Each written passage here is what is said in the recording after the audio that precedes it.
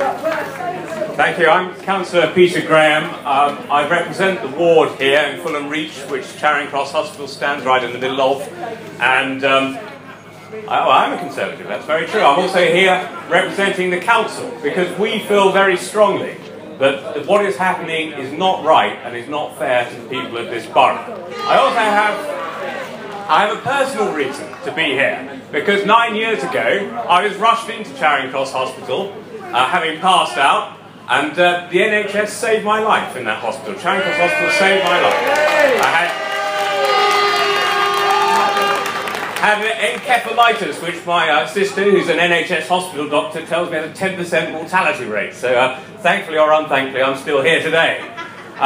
It is a magnificent hospital, and all of our hospitals are magnificent hospitals. They're producing world-class research. There is no good reason to close it. It is big enough, it is good enough to survive. So why is anyone trying to shut it? What's happening? Well, we've been here before. It's not the first time. We know that Imperial College Healthcare, the local trust, has an agenda against it. It has financial problems. It's got a hole in its budget. And it knows that if it reduces to 2 sites rather than 3, it can fix its own problems as an organisation, and they'll sell off that site. I've got a page here. If the main document is very vague, but their business case, if we go through it, hundreds of pages, shows they want to sell, of the 5.38 hectares of that site, they want to sell off 4.38. They want to basically clear the site. And what will happen? Instead of having a hospital, we'll have a block of flats. Which is not what we want. Not what we want.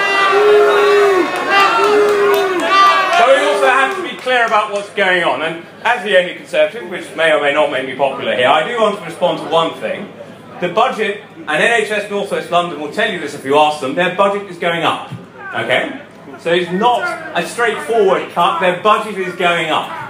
And the £20 billion of efficiencies that we heard about was in the last Labour Party manifesto. It was announced by Andy Burnham as Health Secretary. So it's not quite as straightforward as you think, but what's happening has been derailed by the agenda of Imperial against local people. So what can you do about it? Well, you've done one thing. You've come here today.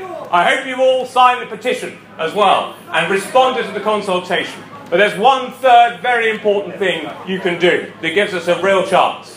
The government has said that if local GPs are against this, and the clinical commissioning group that's been set up, which is elected by local GPs, if they are against it, the government will intervene and stop the whole thing.